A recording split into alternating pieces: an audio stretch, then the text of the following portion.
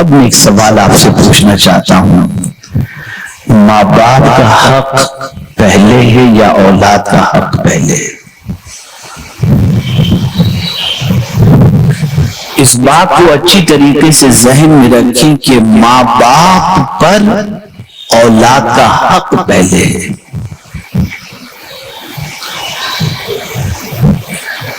اس لیے کہ بچے کی ولادت سے پہلے، ولادت کے بعد، جب تک کہ وہ سن شعور تک نہیں پہنچتا، اس کے اوپر نہ اللہ کا کوئی فرض نہ کسی بندے کا کوئی فرض اس کے اوپر نافذ ہوتا ہے۔ نماز بھی فرض ہوتی ہے بچے کے بالغ ہونے کے بعد۔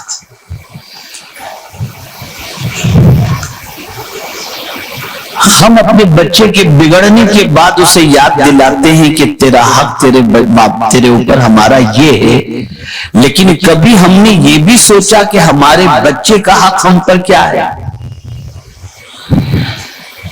اعلیٰ حضرت عظیم البرکت امام عشق و محبت نے فرمایا کہ بچے کی ولادت سے پہلے بھی بچے کا حق ہے کہ تم اپنی بیوی کے منہ کے اندر حلال کا لقمہ رکھو تاکہ اس کے شکم میں پرورش پانے والے بچے کو حلال غذا پہنچے، جس کی وجہ سے اس کی عادتیں اچھی۔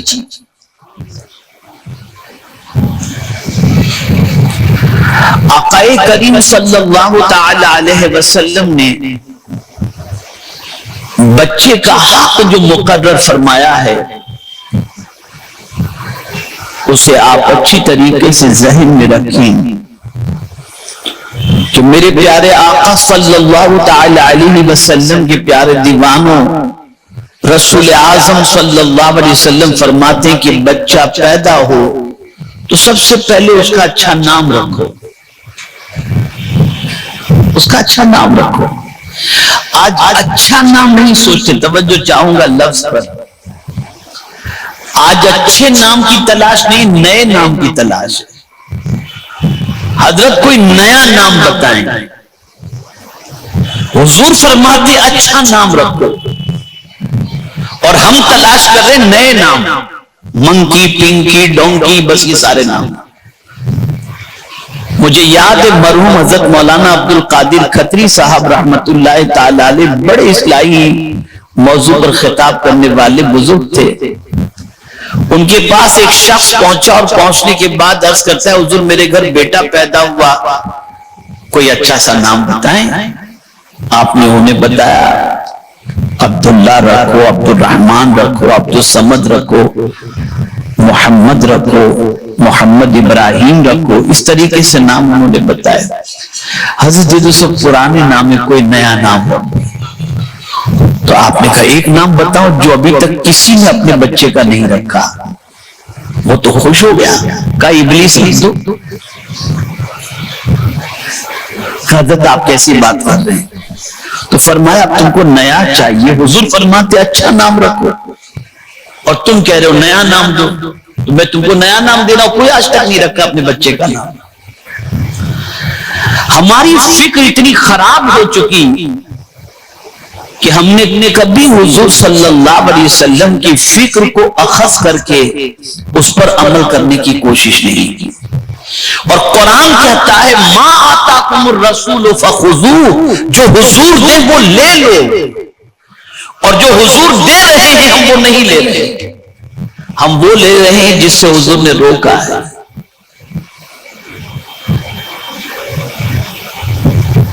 میرے پیارے آقا صلی اللہ تعالی علیہ وسلم کے پیارے دیوانوں، نام کا اثر بچے کی زندگی پر پڑتا ہے۔ نام کا فائدہ بچے کی زندگی اور اس کی سیرت پر پڑتا ہے۔ اسی لیے آقا کریم صلی اللہ علیہ وسلم نے ارشاد فرمایا، جس نے اپنے بیٹے کا نام محمد رکھا، اللہ تعالیٰ اس کے اور اس کے ماں باپ کو جنت عطا فرما دے گا۔ اور سرکار فرماتے ہیں صلی اللہ علیہ وسلم، اپنے بچوں کا نام انبیاء کے نام پر رکھو اور اسی کے ساتھ حضور صلی اللہ علیہ وسلم نے فرمایا سب سے اچھے نام عبداللہ، عبد الرحمن وغیرہ ہے۔ پہلا حق بچے کا یہ بنتا ہے کہ نام رکھو، اور اسی کے ساتھ حضرت امام عالی مقام علی جدہ وعلیہ الصلاۃ والتسلیم اس فرش گیتی پر جلوہ گر ہوئے تو خود رحمت عالم نور مجسم صلی اللہ تعالی علیہ وسلم نے نام بھی رکھا، اور ساتھ ہی ساتھ ایک کان میں اذان اور دوسرے کان میں اقامت بھی آپ نے کہی، اور حضور نے فرمایا صلی اللہ علیہ وسلم جب کسی مسلمان کے گھر بچہ پیدا ہو اور اس بچے کے کان میں اذان اور اقامت کہی جائے وہ مرگی کے مر سے محفوظ رہے گا۔ یہ حضور کا فرمان صلی اللہ ام صبیان کے بارے میں فرمایا۔ اور یہاں ایک نقطہ میں آپ کے سامنے عرض کروں، یہ کیوں نہیں کہا کہ بچہ پیدا ہو تو اس کو پہلے قرآن دکھاؤ؟ یہ کیوں نہیں فرمایا کہ بچہ پیدا ہو تو اس کو پہلے مسجد دکھاؤ، پہلے کان میں اذان کہو؟ یہ کیوں فرمایا؟ اور قرآن کو بھی جب ہم دیکھتے ہیں تو ترتیب یہی ملتی ہے، بصارت کا تذکرہ پہلے نہیں، سماعت کا تذکرہ پہلے۔ ان السمع والبصر والفؤاد کل اولئک کان عنہ مسئولا وجعلناہ سمیعا بصیرا، یہاں بھی سماعت پہلے بصارت بعد میں۔ وجہ سب سے بڑی یہ ہے کہ بچے کی آنکھ بعد میں کھلتی ہے اور دیکھتا بعد میں ہے، سننے کی طاقت اللہ اس کو پہلے عطا فرما دیتا۔ یہی وجہ ہے کہ غوث پاک ماں کے پیٹ میں رہ کر 17 پارے سنے تھے، قرآن دیکھا نہیں تھا، پیدا ہو تو 17 پارے کے حافظ بن کر کے پیدا ہو۔ یہ ہے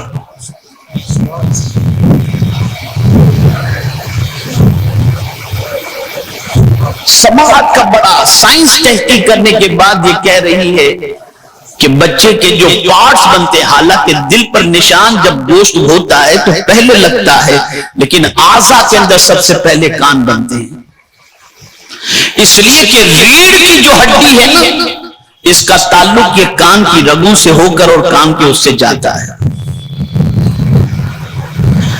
تو اے رسول اعظم صلی اللہ تعالی علیہ وسلم کے دیوانوں، اذان ان کے کان میں پہلے پہنچاؤ اور اس کو بتاؤ کوئی بڑا نہیں، اللہ اکبر، اللہ سب سے بڑا ہے، اللہ سب سے بڑا۔ اور ایک اور وجہ بھی ہے کہ کبھی آپ نے سوچا کہ ہر پیدا ہونے والا بچہ روتا کیوں ہے؟ اور اگر وہ نہ روئے تو گھر والے رونا شروع کر دیتے ہیں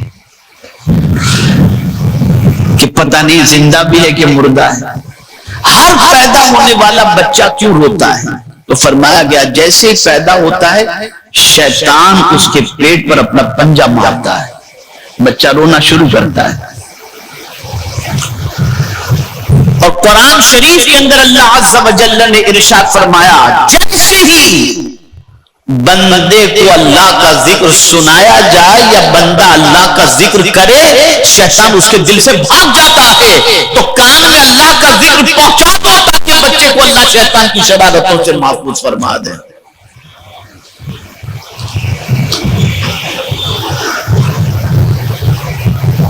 اذان پہلے کان میں پہنچاؤ۔ اور مجھے خوشی ہے الحمدللہ، آپ دیکھتے ہوں گے بے نمازی مسلمان ہو، ماڈرن مسلمان ہو، عیاش مسلمان ہو، آوارہ مسلمان ہو، بد کردار مسلمان ہو، مسجد میں نہ جانے والا مسلمان ہو، شراب پینے والا مسلمان ہو، لیکن جب اس کے گھر بچہ پیدا ہوتا ہے تو اس چیز کی فکر رہتی ہے جلدی سے کسی مؤذن کو بلاؤ، کسی مولانا کو بلاؤ تاکہ میرے بچے کے کان میں پہلے اذان کہہ دیں۔ یہ فکر رہتی ہے۔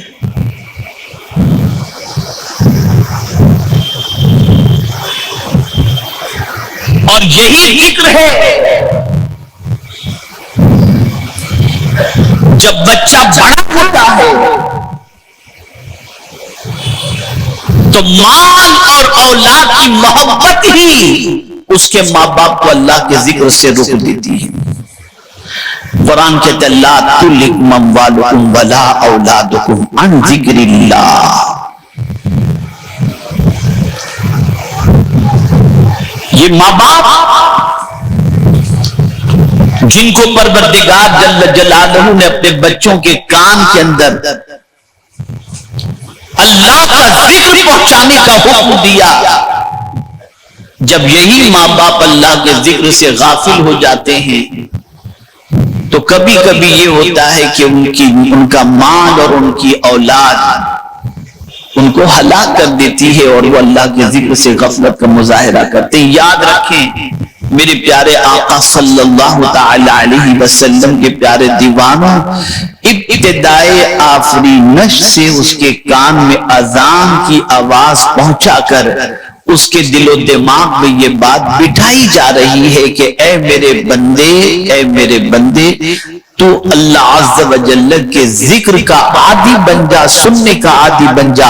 اب تجھے وہ باتیں نہیں سننی ہیں جو باتیں تجھے تباہ کر دیں، اب تجھے وہ سننا ہے جو تیرے ماں باپ نے تیرے کان میں یا جس نے تیرے کان میں میرا ذکر پہنچا دیا. اب بچہ کیا سنتا ہے؟ بھول گیا وہ اپنے بچپنے کو. اب کیا سنتا ہے بچہ؟ ہمارے نوجوان کیا سنتے ہیں؟ کان میں لگا کر نکلتے ہیں نا راستے میں، گاڑیوں میں ہوتے کیا سنتے ہیں؟ اللہ ماشاءاللہ سب پتہ نہیں کیا سنتے، میں تو کچھ نہیں کہہ سکتا.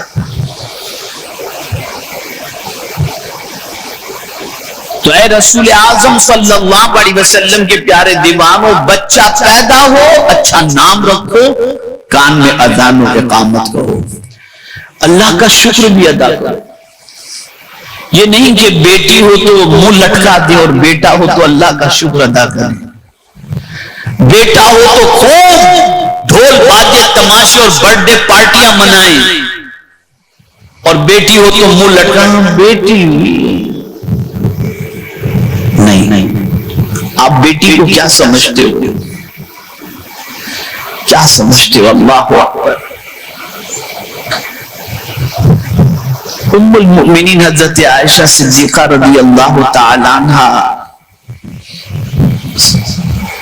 سرکار صلی اللہ علیہ وسلم کا ارشاد نقل کرتی ہیں کہ رسول اعظم صلی اللہ علیہ وسلم نے فرمایا اللہ تعالیٰ نے اگر کسی کو 3 بیٹیاں عطا کی تو وہ 3 بیٹیاں اس کے ماں باپ کے لیے نجات کا ذریعہ بن جائیں گی. تو ام المؤمنین نے عرض کیا حضور اگر کسی کو 2 بیٹی ہوں تو؟ کہا وہ 2 بیٹی نجات کا ذریعہ، جنت کے لیے ذریعہ بن جائیں گی. کہا کسی کی 1 بیٹی ہو تو؟ کہا وہ 1 بیٹی اس کے لیے نجات کا ذریعہ بن جائے گی. اب چونکہ ام المؤمنین حضرت عائشہ صدیقہ کا تو کوئی بیٹا ہی نہیں تھا، نہ بیٹی تھی، گھبرا گیا. عرض کرتی حضور اگر کسی کا کوئی بچہ ہو ہی نہیں، کوئی بیٹا نہ بیٹی، تو حضور اس کے لیے میں ہوں نا. قربان چاہیے آپ ذرا سوچو. اور حدیث شریف میں ہے جس کسی نے 3 بیٹیاں یا 3 بہنوں کی پرورش اسلام کے اصول و ضوابط کے مطابق کی، وہ تینوں بیٹیاں یا بہنیں اس کے لیے جنت جہنم سے آڑ بن جائیں گی. بیٹیوں کو ضرورت سمجھنے والوں کو چاہیے کہ سرکار صلی اللہ علیہ وسلم کی حدیث شریف سے بیٹیوں کی عظمت کو سمجھیں. میرے پیارے آقا صلی اللہ تعالی علیہ وسلم کے پیارے دیوانوں، آج کے دور میں بھی ماں باپ دیکھ سکتے ہیں، بلکہ میں اپنا تجربہ آپ کو بتاؤں، تجربے سے مراد میرے ساتھ ایسا ہوتا ہے ایسی بات نہیں ہے، جو لوگوں کی باتیں سامنے آتی ہیں. زیادہ تر بچیوں کا سسرال میں جھگڑا ماں باپ کو لے کر کے ہی ہوتا ہے.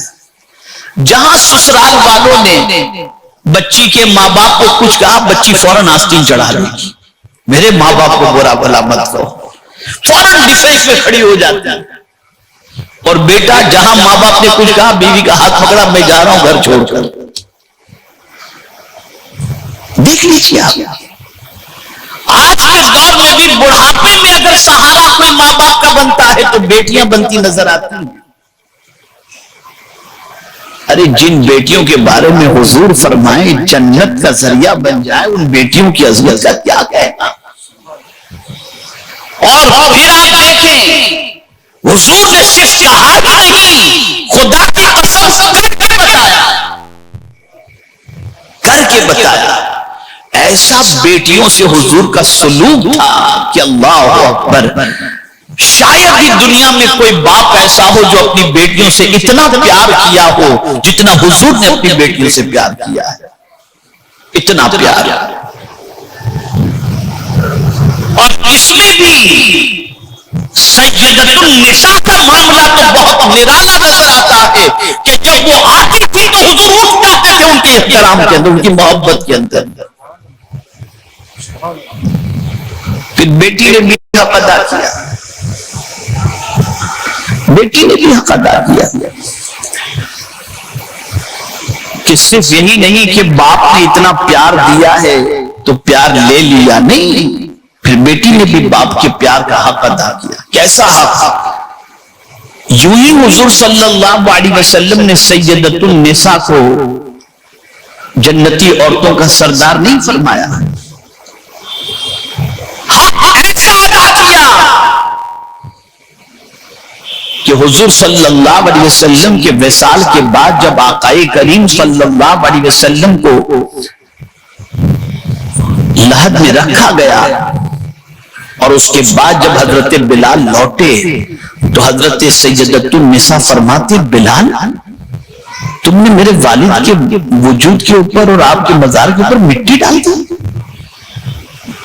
جب دفن کر کے لوٹے تو کہا میرے بابا جان کے اوپر تم نے مٹی ڈال دی، تو چیخ نکل گئی حضرت بلال رضی اللہ تعالیٰ عنہ۔ اور راوی بیان کرتے ہیں کہ حضور کے وصال کے بعد کبھی کسی نے سیدۃ النساء کو رو ہنستے نہیں دیکھا، کبھی ہنستے نہیں دیکھا، اور زیادہ دنوں تک وہ اس دنیا میں رہ بھی نہیں پائی اپنے بابا جان کے غم کے اندر۔ حضور کے وصال کے غم میں 6 مہینے کے بعد اس دنیا سے چلی گئی، تشریف لے گئی۔ تو نہ کوئی باپ حضور جیسا ہو سکتا ہے، نہ کوئی بیٹی سیدۃ النساء جیسی ہو سکتی ہے، لیکن حضور نے کہا نہیں، خدا کی قسم کر کے دکھا دیا، بیٹیوں سے سلوک کر کے بتا دیا۔ ہر بیٹی سے حضور پیار کرتے تھے، بلکہ حد تو یہ کہ بیٹیوں کے بچوں سے بھی حضور پیار کرتے تھے، ان کے بچوں سے بھی۔ خیر تو عرض یہ کر رہا تھا، بچہ پیدا ہو تو کان میں اذان کرو۔ اب میں ابھی آتے ہوئے ایک آیت میں نے پڑھی اور اس کی تفسیر جب میں دیکھ رہا تھا تو تھوڑی دیر کے لیے رکا میں۔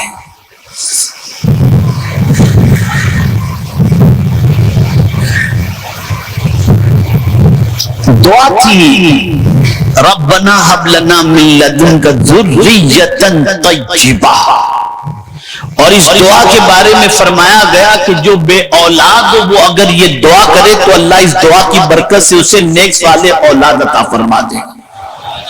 ایک نبی نے یہ دعا کی، ربنا هب لنا من لدنک ذریۃ طیبہ، او کما قال ربنا هب لنا من لدنک ذریۃ طیبہ، ذریۃ طیبہ۔ اب اس کی تفسیر میں مفسر نے ایک قول لکھا ہے جس نے طبیعت خوش کر دیا، فرماتے کہ بچہ اللہ عطا کرے، اللہ کا شکر ادا کرو کہ مولا تو نے بچہ عطا دیا۔ کس بات پر؟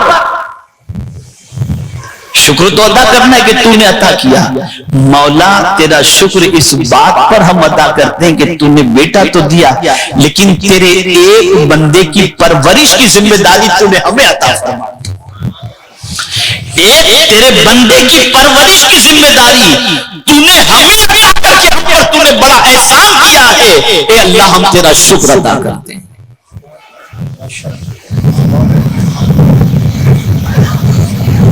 اور یہی وجہ ہے کہ حضرت ابراہیم علیہ الصلوۃ والتسلیم کے یہاں جب حضرت اسماعیل علیہ السلام کی ولادت ہوئی تو انہوں نے کیا کہا، الحمدللہ الذی وہب لی علی الکبر اسماعیل و اسحاق ان ربی لسمیع الدعاء۔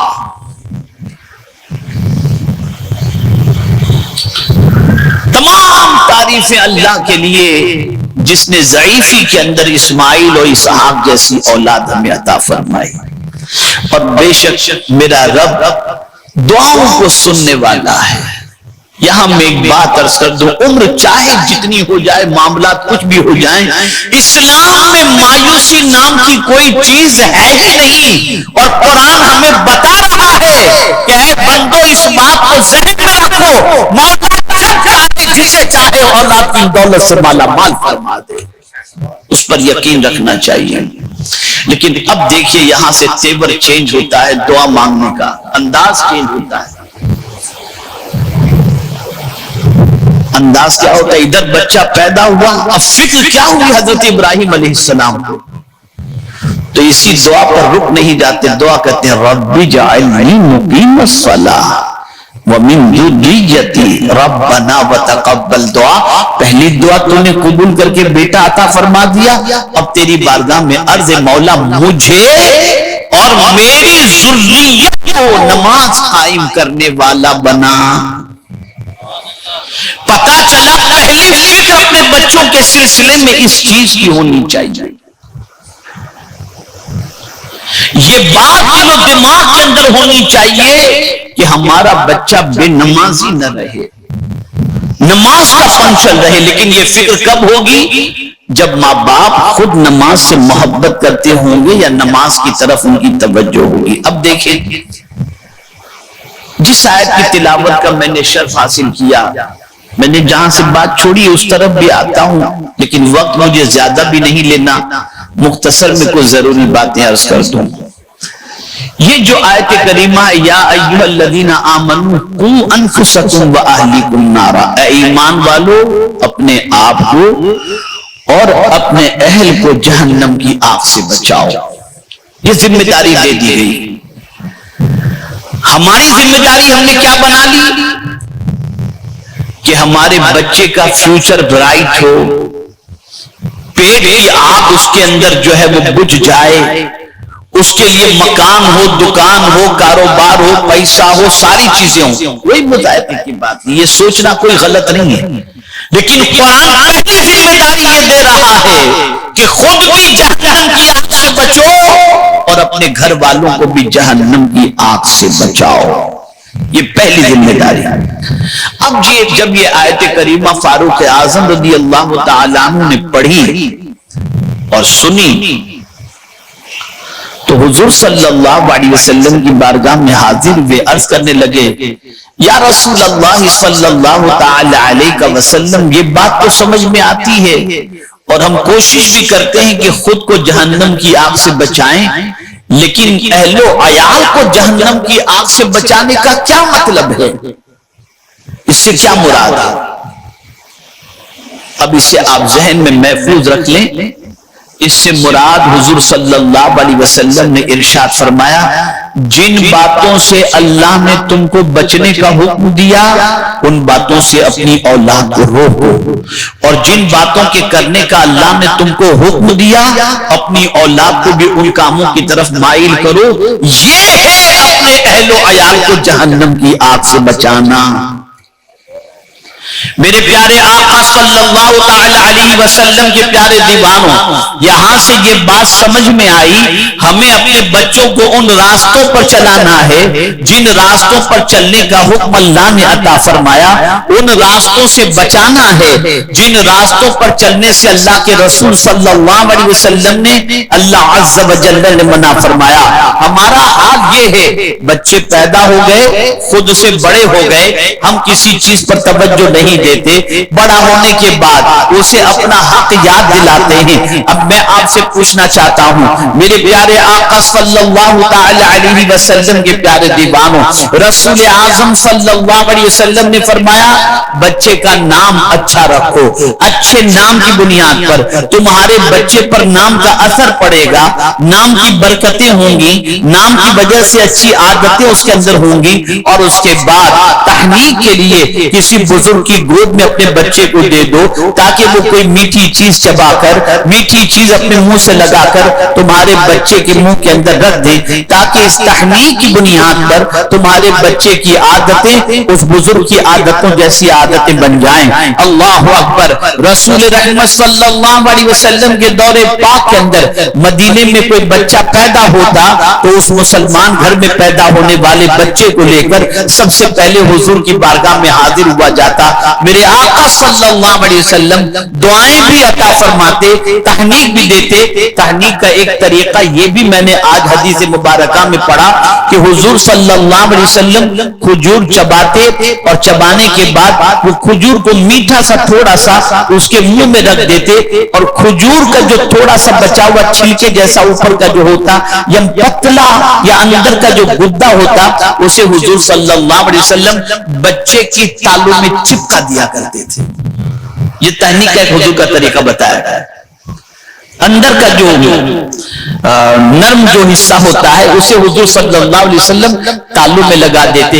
اسی طریقے سے چبا کر دینا بھی، اور اسی طریقے سے لعاب دہن کو مس کر کے اور اس کو مکس کر کے بھی دینا، یہ بھی حضور صلی اللہ علیہ وسلم کی حیات طیبہ سے ثابت ہے۔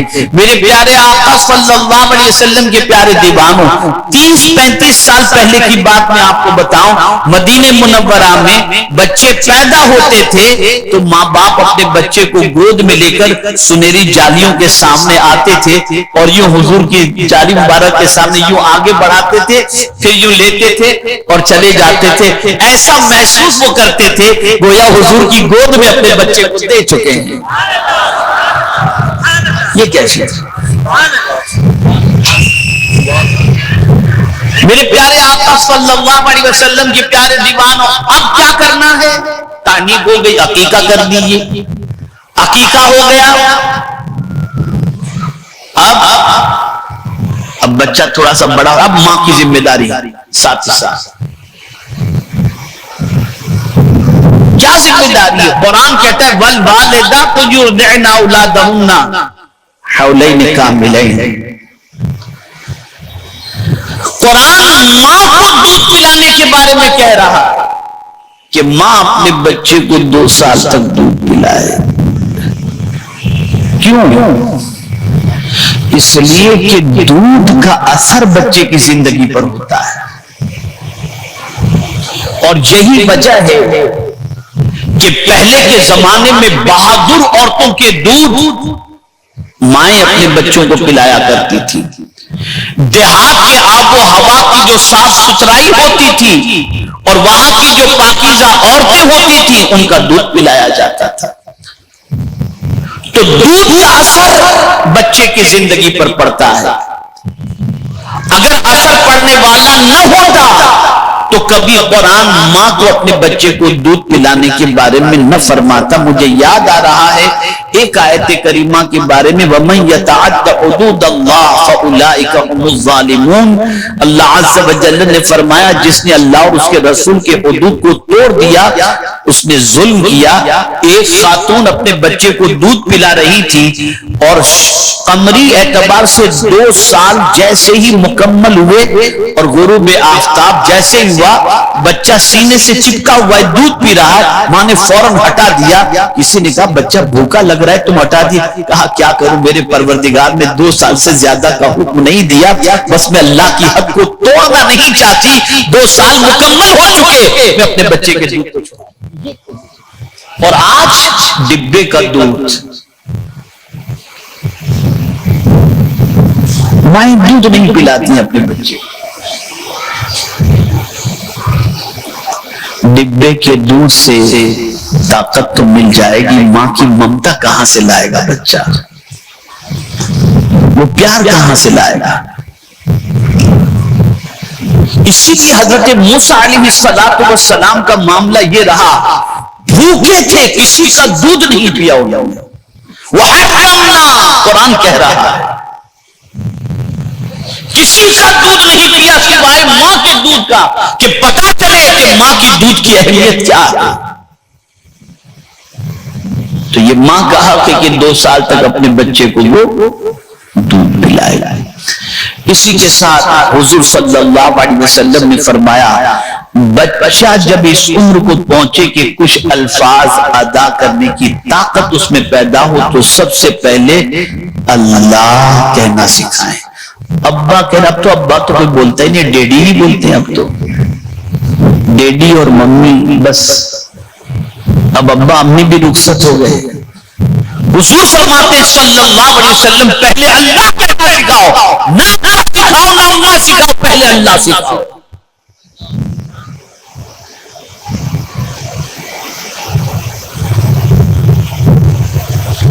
اس لیے کہ جب چھوٹا سا بچہ اپنے رب کو اللہ کہہ کر کے پکارتا ہے اور ماں باپ اس کو سکھاتے ہیں تو اس ننھے سے بچے کی زبان سے نکلنے والے اس چیز میں ذاتی برکت سے اللہ تعالیٰ ماں باپ کو معاف فرما دیتا ہے، ان کی بخشش فرما دیتا ہے. تو یہ پہلے سکھاؤ. اسی کے ساتھ ساتھ حضور صلی اللہ علیہ وسلم نے فرمایا اپنے بچوں کو ادب سکھاؤ، کھانے کا ادب، بات کرنے کا ادب، صاف صفائی کا ادب، لباس پہننے کے ادب، آداب، یہ سارے آداب سکھاؤ. حضور فرماتے صلی اللہ علیہ وسلم 3 چیزوں کے بارے میں حضور صلی اللہ علیہ وسلم نے فرمایا کہ 3 چیزیں اولاد کا حق ہیں. نمبر 1 اچھا نام رکھنا، نمبر 2 اسے ادب سکھانا.